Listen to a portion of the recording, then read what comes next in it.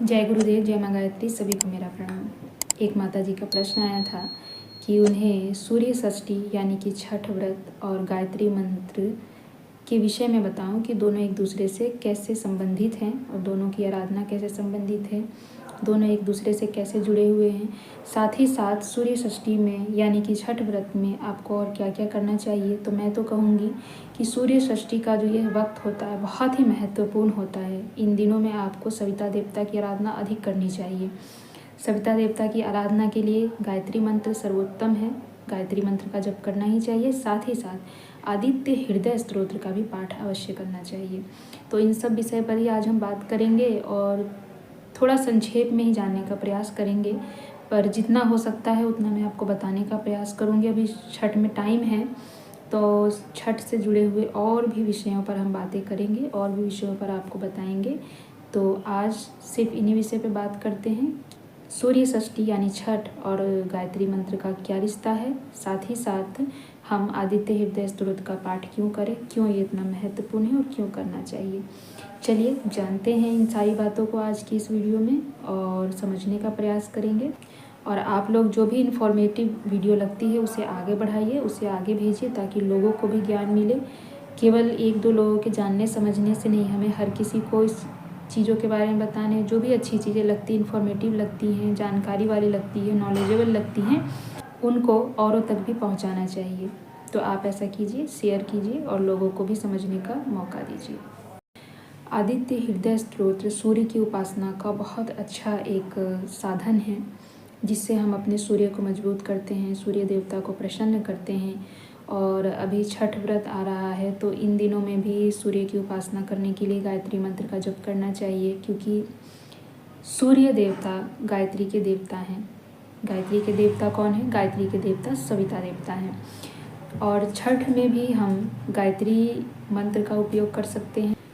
छठ में भी हम सूर्य देवता की आराधना करते हैं। 2 दिनों तक हम उपवास रहते हैं, संध्या अर्घ देते हैं, सुबह का अर्घ देते हैं, यानी हम उगते हुए सूर्य की भी पूजा करते हैं और डूबते हुए सूर्य की भी पूजा करते हैं। यह संस्कृति सिर्फ हमारे भारतवर्ष में है कि हम केवल उगते हुए सूर्य की ही नहीं, डूबते हुए सूर्य की भी पूजा करते हैं। और गायत्री मंत्र जपने वाले भी 2 संध्याएं करते हैं। बहुत लोग 3 संध्या करते हैं, लेकिन ज़्यादातर लोग 2 संध्याएं करते हैं। तो इन दोनों संध्याओं में भी उगते हुए सूर्य के साथ साधना की जाती है, डूबते हुए सूर्य के साथ भी साधना की जाती है। तो बहुत कुछ मेल होता है गायत्री मंत्र और सविता देवता यानी कि छठ पूजा के महत्व का। एक माता जी ने, दीदी ने कहा था कि गायत्री मंत्र और छठ से जुड़े हुए मैं उनको वीडियो बताऊं, तो दोनों भिन्न नहीं है। बस ये है कि ये मास बहुत उत्तम होता है। इस वक्त हम जल में खड़े होकर जब गायत्री मंत्र का जप करते हैं, सूर्य की उपासना करते हैं, तो बहुत हद तक जो है हमें सूर्य की जो ऊर्जा है वो प्राप्त होती, साथ ही साथ गायत्री मंत्र का भी प्रभाव होता है। इसके साथ ही साथ हम जो 2-3 दिनों का ये उपवास और ये पूजा का क्रम चलता है, इसमें हमारे शारीरिक स्वास्थ्य ठीक होने की और शारीरिक रूप से हमें बहुत लाभ मिलता है। इसके बहुत साइंटिफिक रीज़न हैं।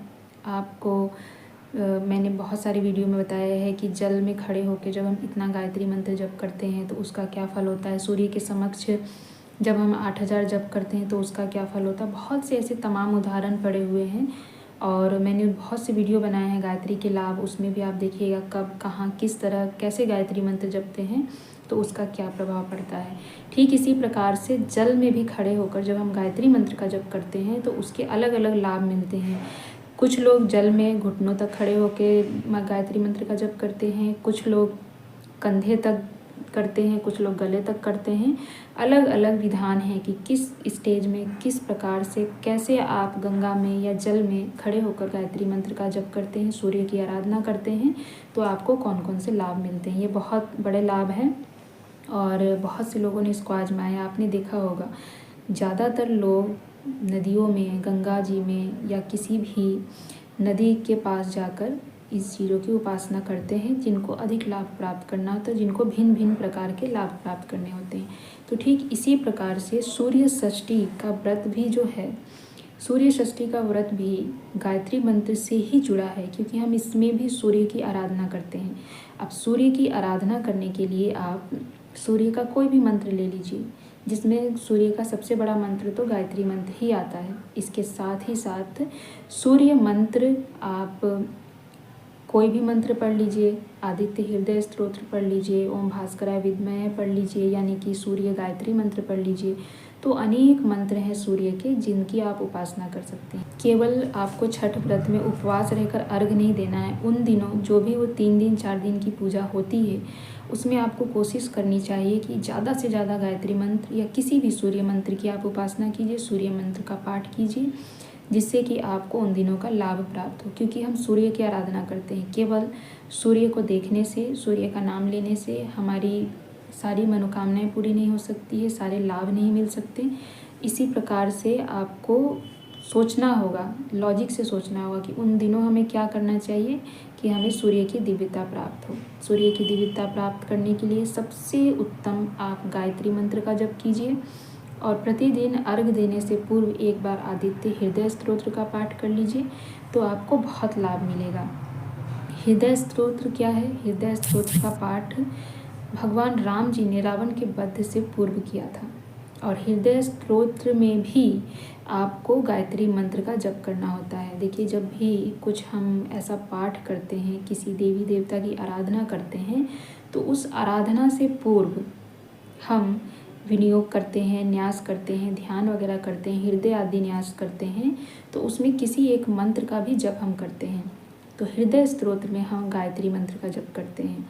जब आप हृदय स्तोत्र में सूर्य का विनियोग कर लेते हैं, इसके बाद आप गायत्री का विनियोग करेंगे और गायत्री मंत्र का जप करेंगे।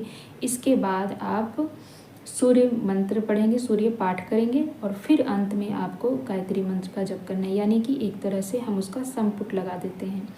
तो इस प्रकार से हम क्या करते हैं, आदित्य हृदय स्तोत्र का पाठ भी कर सकते हैं, गायत्री मंत्र का जप कर सकते हैं।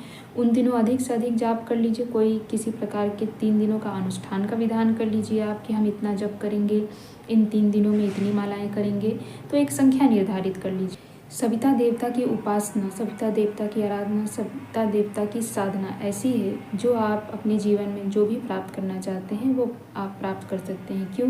क्योंकि सविता देवता को इस पूरी सृष्टि का प्राण कहा गया है। इस पूरी सृष्टि को चलाने वाले कौन है? सविता देवता। और इस सृष्टि के एक छोटे से अंश मात्र है मनुष्य हैं। तो जो पूरी सृष्टि को चलाता है वही हमें चला सकता है। सूर्य की उपासना करने वाले अपने रोगों से लड़ सकते हैं, अपने दुर्भाग्य से लड़ सकते हैं, अपने जीवन में अनेक प्रकार की सुख सुविधाओं को प्राप्त कर सकते हैं, जो पाना चाहते हैं वो पा सकते हैं।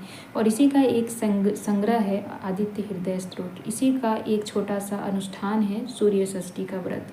तो इसमें हम सविता देवता की उपासना करते हैं, सविता देवता की पूजा करते हैं। आदित्य हृदय स्तोत्र का इतना महत्व क्यों है? कहते हैं कि जो बहुत बड़ी उपलब्धि प्राप्त करना चाहते हैं वो आदित्य हृदय स्तोत्र का पाठ करते हैं। आदित्य हृदय स्तोत्र राम जी ने रावण के वध से पूर्व पढ़ा था। अगस्त ऋषि ने राम जी को यह सलाह दी थी जब राम जी परेशान हो गए थे कि रावण का वध कैसे किया जाए, क्योंकि रावण ने माता की आराधना की थी और उन्होंने अपने पक्ष में माता को कर लिया था। देवी उनके पक्ष में थी और जो कुछ भी प्रहार रावण पे किया जाता था वो सब देवी के पास चला जाता था। राम जी उनको हरा नहीं पा रहे थे। तो इस सिचुएशन में उनको अगस्त ऋषि ने सहायता प्रदान की। उन्होंने कहा कि आप सूर्य की आराधना कीजिए, सविता देवता को प्रसन्न कीजिए। तो इस प्रकार से उन्होंने आदित्य हृदय स्तोत्र का पाठ किया, साथ ही साथ गायत्री मंत्र का भी जप किया।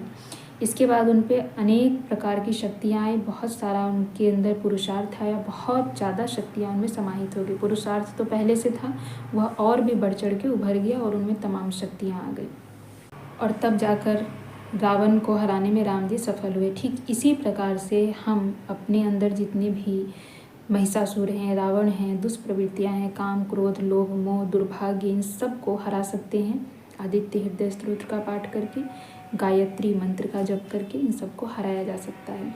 तो प्रत्येक मनुष्य को इन चीज़ों का पाठ करना चाहिए और किसी विशेष धर्म के लिए नहीं है। जैसे गायत्री मंत्र हर धर्म, हर जाति, हर व्यक्ति के लिए है। कोई भी बंधन नहीं है कि कौन कर सकता है, कौन नहीं कर सकता। ठीक इसी प्रकार से आदित्य हृदय स्तोत्र का भी पाठ हर व्यक्ति कर सकता है। किसी के लिए बंदिश नहीं है, चाहे किसी भी जाति का हो, किसी भी धर्म का हो, सभी के लिए समान रूप से है, वो कोई भी कर सकता है। जब सूर्य अपनी ऊर्जा देने में कोई भेदभाव नहीं करती है, किसी धर्म को, किसी जाति को अलग अलग नहीं देती, सबको एक समान ऊर्जा देती है, वैसे ही इनका आराधना, इनकी पूजा आराधना भी हर व्यक्ति कर सकता है। हर व्यक्ति उतना ही अधिकारी है जितना कि हिंदू धर्म के व्यक्ति करते हैं, जितना किसी और धर्म के व्यक्ति करते हैं। सब एक समान से अपनी पात्रता के हिसाब से उनकी कृपा प्राप्त कर सकते हैं।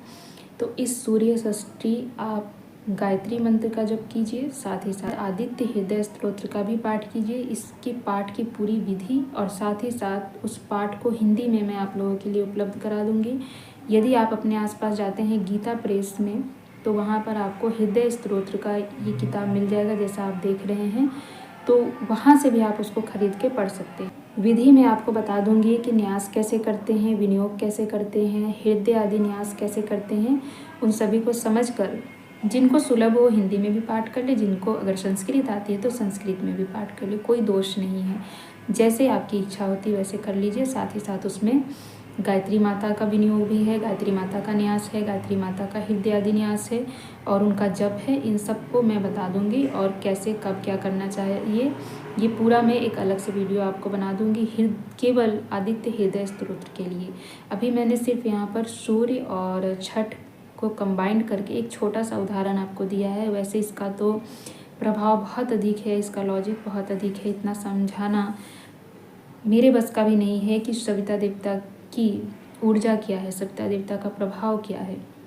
बहुत छोटे शब्द में, बहुत निम्न स्तर पे मैंने आपको समझाया है। इसकी ऊर्जा बहुत अधिक है। आप समझ सकते हैं कि पूरी सृष्टि का प्राण जो है वो सविता देवता को कहा गया है, तो कितनी शक्ति, कितनी ऊर्जा उसमें समाहित होगी। इसीलिए हमें कहा जाता है कि गायत्री मंत्र का जब जप करें तो हमें अपने दोनों भावों के बीच में यानी अपने आज्ञा चक्र के पास सविता देवता का ध्यान करना चाहिए। इसके साथ उगते हुए सविता देवता का ध्यान करते हुए हमें उनके प्रकाश को अपने अंदर समाहित करना चाहिए। तो ये सारी प्रक्रिया है सविता देवता की आराधना करने के लिए। और सूर्य षष्ठी व्रत सविता देवता से ही जुड़ा है। इसमें हम सविता देवता की आराधना करते हैं, सविता देवता को अर्घ देते हैं, सविता देवता को फल फूल नैवेद्य अर्पित करते हैं। ये सब एक प्रक्रिया है। जिसने भी इस विधि को बनाया है, जिस व्रत को बनाया है, वह बहुत अच्छा सूर्य उपासक रहा होगा। सूर्य षष्ठी का व्रत माता कुंती जी ने भी की थी तो कर्ण जैसा पुत्र प्राप्त हुआ था। माँ सीता ने भी किया था तो लव जैसे पुत्र प्राप्त हुए। तो अनेकों उदाहरण ऐसे हैं कि सूर्य षष्ठी का व्रत करके बहुत से लोगों ने बहुत कुछ प्राप्त किया है। सूर्य षष्ठी अर्थात बार बार मैं यही कह रही हूँ कि सूर्य षष्ठी अर्थात सविता देवता की आराधना। सविता देवता गायत्री के देवता, इसीलिए गायत्री, सूर्य षष्ठी और सविता तीनों एक दूसरे के साथ जुड़े हुए हैं। जो भी गायत्री की उपासना करता है वो सविता देवता की आराधना करता है, जो भी सविता देवता की आराधना करता है वो गायत्री की आराधना करते हैं। दोनों भिन्न नहीं हैं, दोनों एक ही हैं।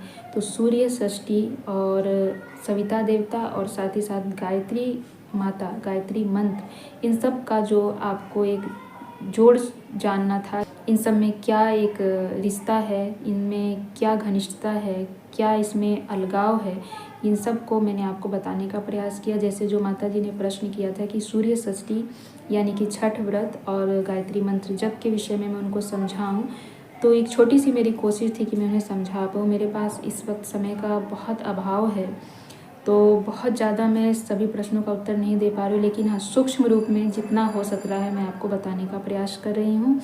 अभी सूर्य षष्ठी में, छठ व्रत में समय है, हो सकता है इसको थोड़े और अच्छे से मैं आपको समझाऊँ। आदित्य हृदय स्तोत्र की भी वीडियो मैं अवश्य बना दूंगी, जिससे कि सूर्य उपासना में आपको मदद मिले। और ये आदित्य हृदय स्तोत्र छठ के बाद भी आप कर सकते हैं, अपने प्रतिदिन के जीवन में इसको सम्मिलित कीजिएगा। इसका बहुत लाभ होता है, अनेक लाभ इसके मैं और भी आगे बताऊंगी, सारे विधि विधान के साथ बता दूंगी। अभी के लिए सिर्फ इतना ही। जय गुरुदेव।